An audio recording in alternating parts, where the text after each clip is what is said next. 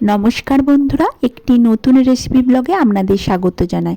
সম্পূর্ণ বাঙালি লাঞ্চ থালি একটি পরিবেশন ভিডিও রেসিপি সহ নিয়ে চলে এসেছি। দেখুন, আজকে দুপুরের থালিতে ছিল গরম গরম ভাত, তার সঙ্গে ছিল মিষ্টি কুমড়ো ভাজা, সঙ্গে ছিল কিছুটা পরিমাণে ব্রোকলি ভাজা, তার সঙ্গে ছিল ডাঁটা আলু বেগুন দিয়ে একদম নিরামিষ একটা তরকারি। শীতকাল তো পড়েই গেছে, এরপর শুরু হয়ে গেছে ডাঁটার সিজন। এগুলো যদিও বাজার থেকে আনা হয়েছে, কিন্তু খুবই সুস্বাদু। বেশ ঝোল করে এই ডাঁটা আলু বেগুনের তরকারিটা বানানো হয়েছিল। শেষে দিয়ে দেওয়া হয়েছিল কিছুটা পরিমাণ ঘি, এতে স্বাদ খুবই বেড়ে যায়। আর ছিল ছোট মাছ আর কিছু কাটা চারাপোনা দিয়ে মাছের ঝাল, একদম ঝাল ঝাল করে কাঁচা লঙ্কা দিয়ে বানানো। শেষ পাতে ছিল টমেটো দিয়ে কুলের চাটনি। কুল তো শুরুই হয়ে গেছে, চলুন এরপর দেখে নেওয়া যাক রেসিপিগুলো। প্রথমে মোটা মোটা করে মিষ্টি কুমড়োটা কেটে নিয়েছি, আর ছোট ছোট পিস করে কেটে নিয়েছি ব্রোকলিগুলো দিয়ে কিছুক্ষণ নুন মাখিয়ে রেখে দিয়েছিলাম। তারপর কড়াইতে তেল গরম করে কিছুটা হলুদ আর নুন দিয়ে নিয়েছি, এই অল্প পরিমাণ, যাতে ওটা ভাজার সময় না চিটকায়। তারপর এক পাশ করে এই কুমড়োগুলোকে আমরা ভেজে নেব। এই কিছুটা পরিমাণ প্রথমে ভেজে নিয়েছিলাম, তারপরে দেখুন বাকিগুলোকেও আমি ভেজে নিচ্ছি। একটা সাইড করে ভাজতে হয় বলে একবারে সবগুলো দিলাম না। মিষ্টি কুমড়োটা আমাদের ভাজা হয়ে গেছে, এরপর দিয়ে দিয়েছি ব্রোকলিগুলো। দেখুন, ব্রোকলিগুলো তো খুবই তাড়াতাড়ি ভাজা হয়ে যায়, ব্রোকলি ভাজা আমাদের হয়ে গেছে। আর দেখুন, আজকে আমাদের বাড়িতে বেশ কিছুটা পরিমাণ দুধ বেঁচে গিয়েছিল, সেজন্য এটার ক্ষীর বানাবো বলে এখানে কড়াইতে আমার শাশুড়িমা দিয়ে দিয়েছিল। তারপর কিছু কাজের জন্য বাইরে যাওয়ার জন্য আমি ভাবলাম ক্ষীরটা বানিয়ে নিই। দেখুন, এটা ফুটছিল, আর সে বারবার করে নাড়িয়ে না দিলে তলা থেকে এটা লেগে যাওয়ার ভীষণ সম্ভাবনা থাকে, তাই একদম হালকা হাতে এটাকে নাড়িয়ে নিচ্ছি। খুব মিডিয়াম ফ্লেম থেকে লো ফ্লেমে এই কাজটা করতে হয়, যাতে তলা থেকে লেগে না যায়। দুধ তো খুব তাড়াতাড়ি তলা থেকে ধরে যায়, সেজন্য এটাকে নাড়াচাড়া করতেই থাকতে হবে।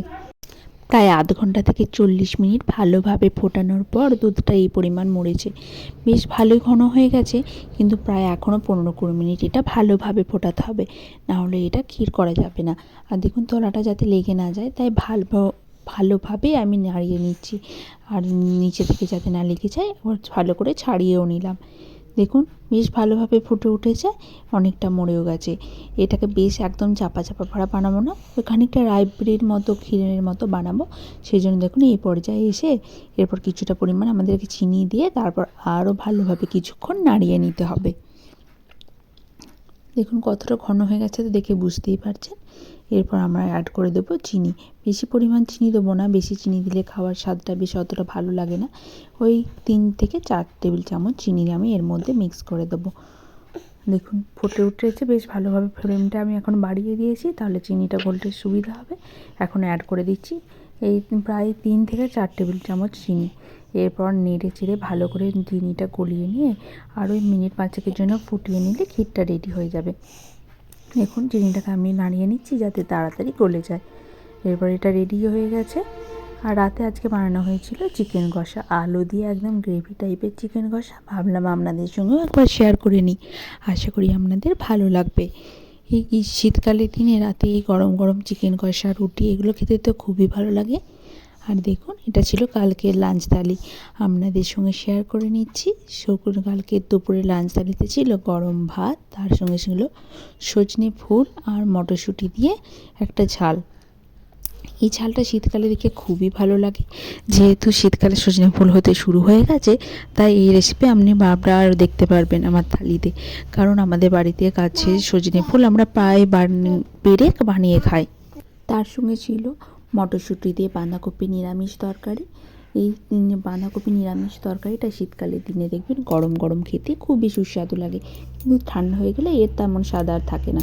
কিন্তু বাঁধাকপিটা বেশ কয়েক মাস ধরেই চলছে, তাই দেখুন এটা মটরশুঁটি দিয়ে বানিয়েছি, তাহলে একটু টেস্টটা চেঞ্জও হয়, খেতেও ভালো লাগে। আর ছিল মুসুরের পাতলা ডাল, একদম পাতলা করেই বানানো হয়েছিল, বেশি বানানো হয়নি। আর সঙ্গে ছিল ঝাল করে চাড়া সর্ষে বাটা দিয়ে ঝাল। এই ঝালটা খেতে বেশ সুস্বাদু লাগে, আর কাঁচা লঙ্কা দিয়ে বানালে তো এর স্বাদ অনেক বেড়ে যায়। শেষ পাতে অল্প পরিমাণে একটু কাঁচা সর্ষের তেল ছড়িয়ে দেবেন, তাহলে খেতে দুর্দান্ত হবে। আর ছিল গুলের চাটনি। এই গুলের চাটনিটা খেতে দেখবেন খুবই ভালো লাগে। এরপর তো শীতকাল মানে কুলের চাটনিতে প্রতিদিনের থালি একদম ভরপুর থাকবে। আর আজকে একটা ম্যাচ ছিল আমার বরের, সেটা দেখুন ওদের টিমটা জিতেছে, সেই কাপটাও বাড়ি এসেছে। আর মেলা থেকে কিনে আনা এই ভৌটা